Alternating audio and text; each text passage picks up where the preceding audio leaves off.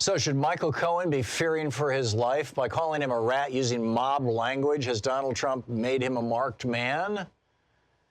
Let us know your comments, and don't forget to subscribe. Breaking story about basically the Trumpification of education. This whole scam where people are trying to get their kids into fancy colleges and stuff like that. It's almost like Trump's worldview and perspective is just like been adopted by the entire country, although I'm guessing this happened long before Trump. But there's something just entirely consistent about all of this. And to dig into that a little bit, here on the line with us is Dr. Justin Frank, the MD, psychoanalyst, clinical professor at the Department of Psychiatry and Behavioral Science at George Washington University, author of Trump on the Couch, previously Obama and Bush on the Couch, the two different books. His Twitter handle is Justin Frank MD. Dr. Frank, welcome back to the program. Thank you. It's good to be back, Tom. It's been a while since we talked. The thing that caught my eye was... Seems like only yesterday. Yeah, indeed. Was this... Chauncey DeVega wrote a piece where he had apparently interviewed you, and you had said that Michael Cohen should fear for his life. You want to elaborate on that? Well, I just think that Trump is very much into revenge like a mob boss would be, and if I were Michael Cohen, I'd be scared because he's been called... What Trump has done is called him a rat a lot of times, and when you call somebody a rat in certain walks of life, that becomes a code word for get rid of him, kill him, exterminate him. But he's going to be guarded. I mean, he's going to never have a free moment around other prisoners, I would think. Yeah, or there's talk that he's going to go to a white-collar place where it's less likely that you'll get the shiv. But regardless of how that plays out, it occurred to me, in fact, Louise and I were talking about this last night, that there's probably not a billionaire in America, particularly after looking at what Peter Thiel, I believe it was, did to Gawker, destroying the publication and its, senior people. There's probably not a billionaire in America who at some level doesn't realize that if they really wanted to kill somebody, to discredit somebody, to ruin somebody's life, and that's a spectrum, obviously, but who doesn't realize that if they wanted to go after somebody in a way that might even be untraceable to them, that's at the very least a possibility. And I think most billionaires know that they have that ability, that kind of superhuman ability to just to kill anybody they want. But this is also something that mobsters know, right? In fact, this is normal operating business inside the mafia. So what happens if you take somebody who has the psychology and cultural perspective of a mobster and make them a billionaire, which seems to be the case with Donald Trump? Well, what happens is that people who are already mobsters have a very marginalized conscience, what I call superego. So they don't feel guilt. They're worried about getting caught. And they also don't feel shame. So when you have a lot of money, that also affects certainly the capacity for feeling shame, and then their guilt is already compromised, and they can feel freer to do what they want to do. It has to do with rules and regulations, and unconsciously, rules and regulations come from the days of the Bible, which is the Ten Commandments and certain thou shalt nots, which are rules and regulations for assimilating 5-year-olds into society about things they should and shouldn't do. Well, billionaires go beyond that. So they're anti-rule, anti-regulation, anti-authority. In your opening statement about your grandfather that I heard a little bit of while I was waiting to come on, I mean, you talk about people with integrity and who are able to just say no to things and really have an inner kind of compass and moral conscience. And I think that that's missing in some people, and it gets obliterated at an early age, especially if you grew up in a family where people were abused or victimized, and then you end up becoming an abuser. Yeah, I should make it clear. I'm not accusing Peter of having done anything illegal, immoral, or even I'm wrong not. No, but he in can going after Gawker. He can break.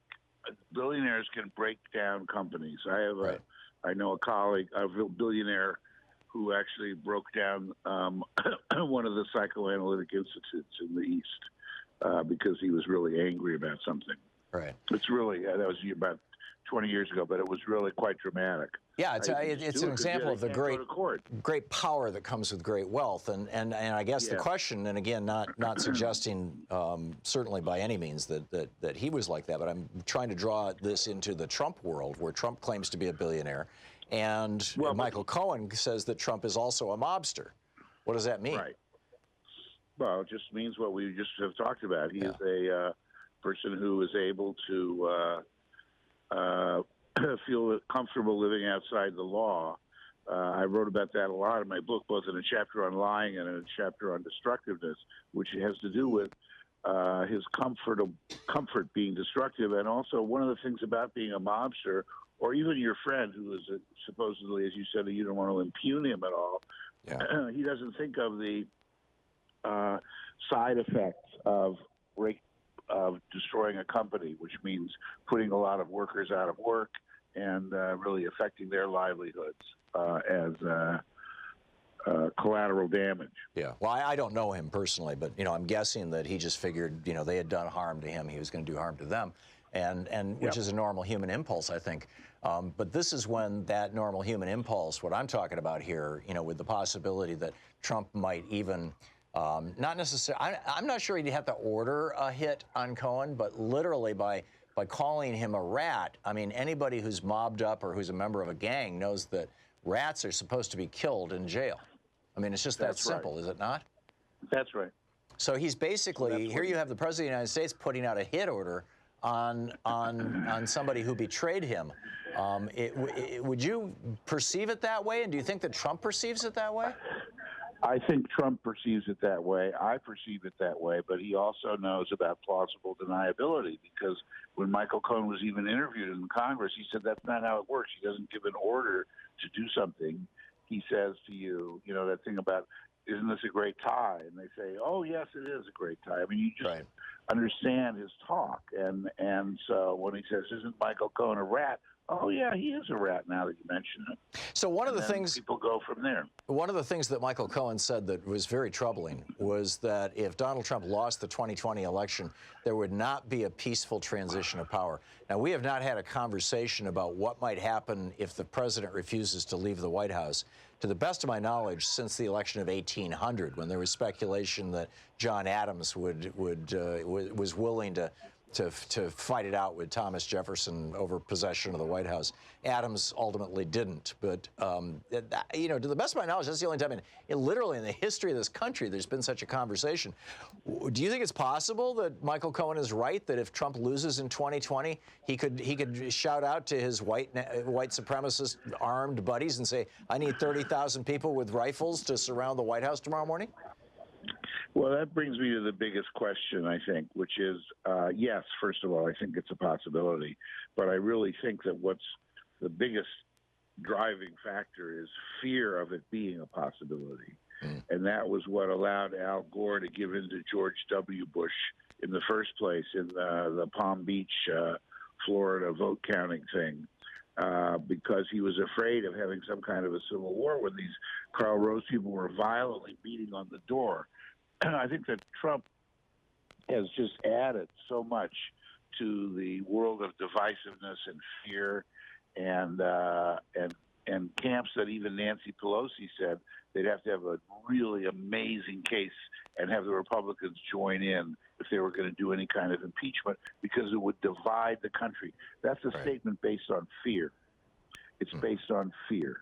And I think fear is related to a feeling of unconscious rage at feeling helpless against a parent or against somebody where you feel you have no way. But might this not be a completely legitimate and real fear? I mean, I feel fear if I'm standing in the street and I suddenly realize that there's a car bearing down on me. You better jump out of the way, but you don't shoot the driver. Yeah, that's true.